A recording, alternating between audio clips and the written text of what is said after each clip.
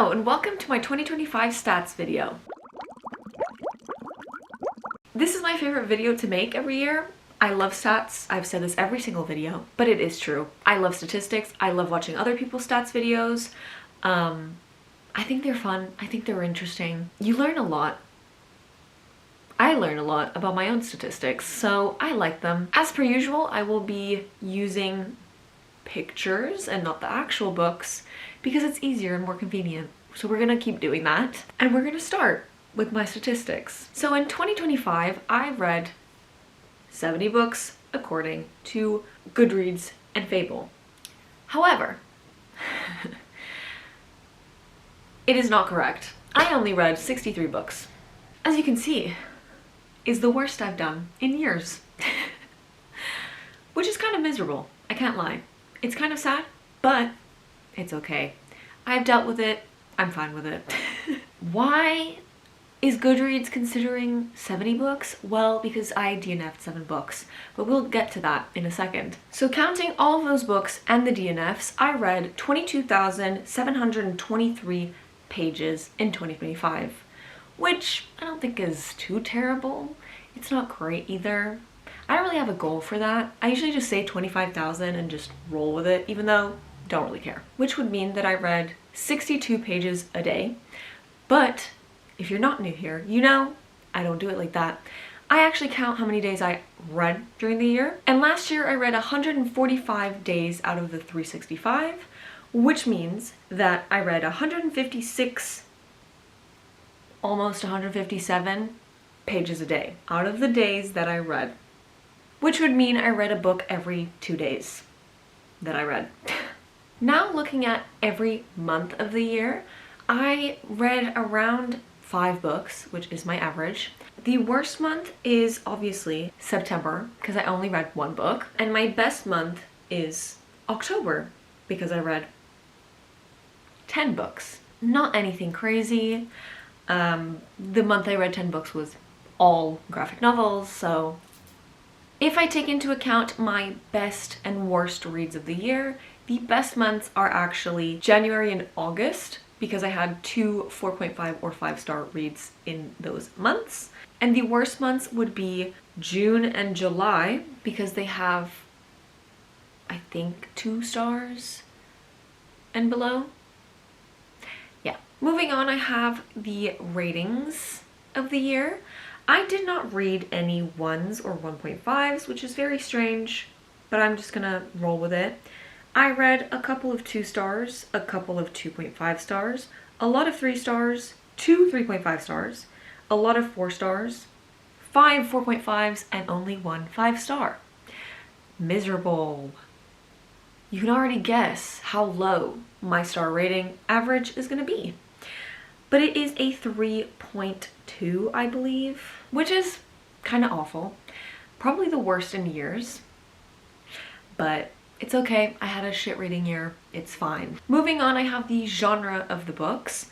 As per usual, I read a lot of fantasy and romance and manga, which has become a trend in the past few years. My most read genre is manga because it is easy and fast, and when times are dire, you resort to reading manga. It wasn't too far off from fantasy. There's like a 3-book difference. That's fine. And a lot of the manga actually have genres, but I just put the manga aside in graphic novels. Sorry. It's manga and graphic novels. Then I read some romance books, 5 mystery thriller horror books, and 1 classic book. Next, I have whether or not they are part of a series. As per usual, they are part of a series. I read a lot more books that were part of a series than standalones. Maybe I should try reading more standalones because I feel like that's gonna be easier, but I like myself a series, you know? And whilst we're talking about series, I've done something new this year, which is the series I've started, finished, continued, and will not continue. I have taken this from Books and Lala, so thank you so much for that. So the series that I've started and will continue are thankfully more than the ones that I will not continue, even though it's just a difference of 1.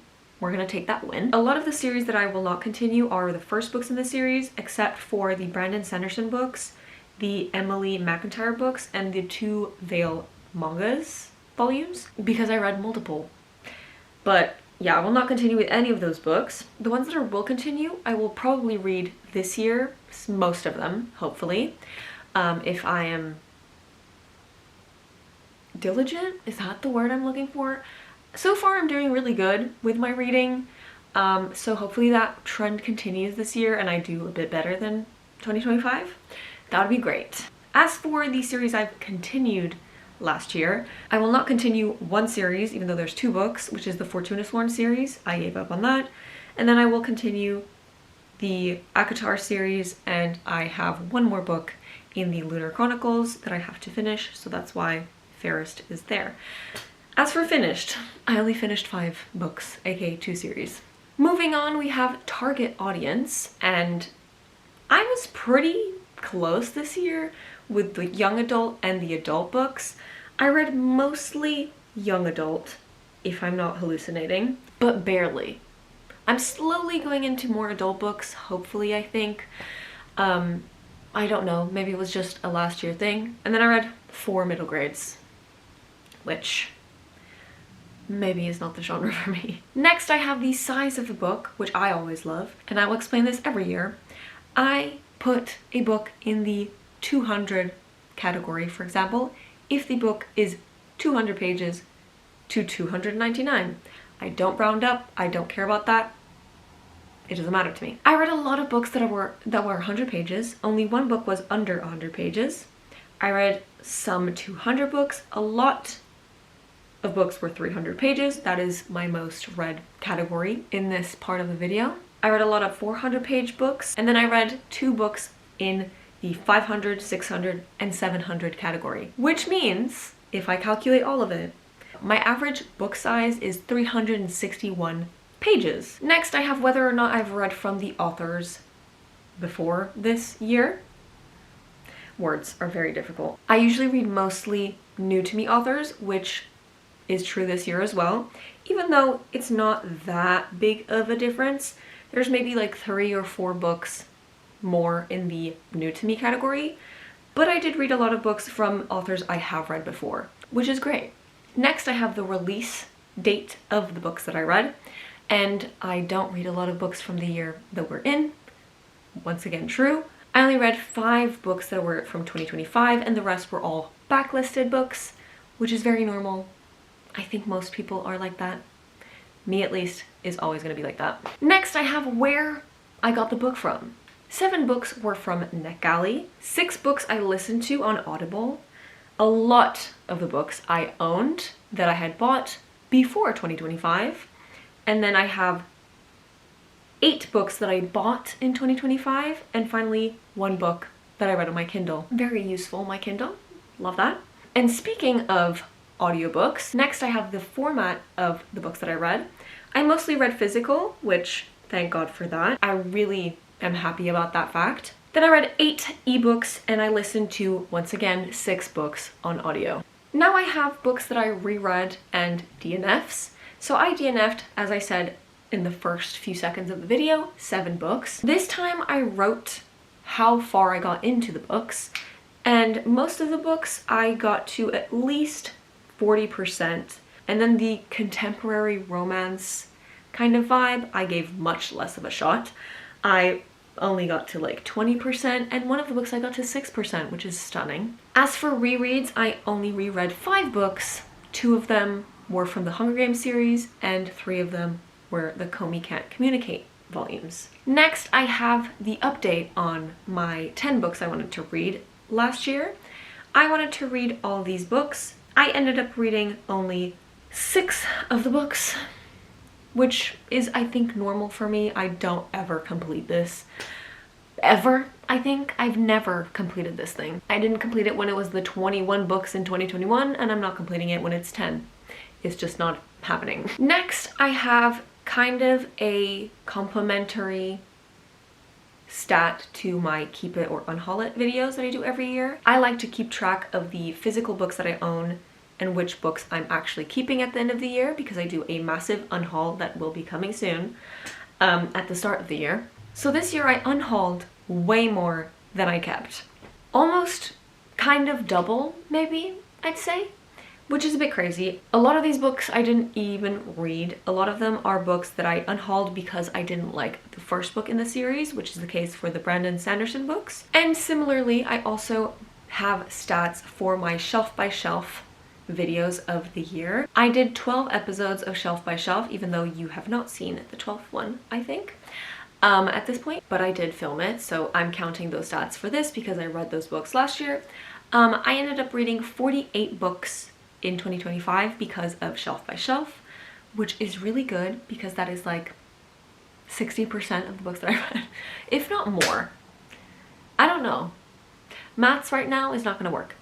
A lot, over half of the books that I read were because of Shelf by Shelf, so I'm really happy about that. We can also look at whether or not I kept and unhauled the books from those videos. In total, I only kept 13 of the 48 books that I read for Shelf by Shelf, and the remaining 35 I unhauled. So not only is Shelf by Shelf making me read more of my physical books, it's making me get to shit that I probably would not have even liked, and therefore unhauling a bunch of books, which is fun. I like that. So those are my statistics of 2025. I don't even know what I've been saying for the past 20 minutes that I've been filming, but hopefully they are kind of interesting to you because they are interesting to me, and I love making these videos, even though they take a little bit more time than usual. Hopefully in 2026 I end up reading more than 60 books. I'm aiming for 75 this year. Maybe we get to it, maybe we don't. I don't know.